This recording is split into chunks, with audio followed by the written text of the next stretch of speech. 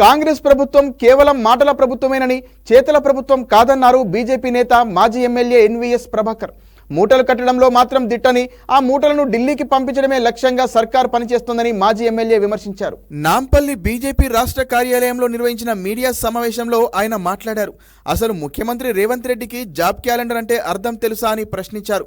పోటీ పరీక్షలు గ్యాప్ లేకుండా జరుగుతున్నాయని, విద్యార్థులు నిరుద్యోగుల్లో ప్రభుత్వం కన్ఫ్యూజన్ సృష్టిస్తోందని విరుచుకుపడ్డారు బీజేపీ నేత. కాంగ్రెస్ నిరుద్యోగ వ్యతిరేక ప్రభుత్వమని ఫైర్ అయ్యారు. ఏ ప్రభుత్వానికైనా ఏం చేశామో చెప్పి శాసనసభ సమావేశాలకు వెళ్తోందని, మరి కాంగ్రెస్ ఏం చేసిందని సమావేశాలు నిర్వహిస్తుందో సమాధానం చెప్పాలని ఆయన డిమాండ్ చేశారు.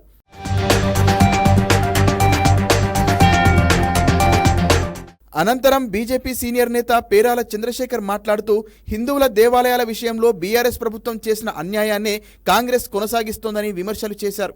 ఆలయాల భూములను రేవంత్ సర్కార్ ప్రైవేట్ వ్యక్తులకు దారాదత్తం చేస్తోందని విరుచుకుపడ్డారు. కోట్ల విలువ చేసే భూములను లక్షకే ప్రైవేట్ వ్యక్తులకు ఇస్తున్నారని ఆయన ఆరోపణలు చేశారు. ఆలయాల భూములను ఇష్టానుసారంగా ఇచ్చే అధికారం ప్రభుత్వానికి ఉండదని పేరాల ప్రశ్నించారు.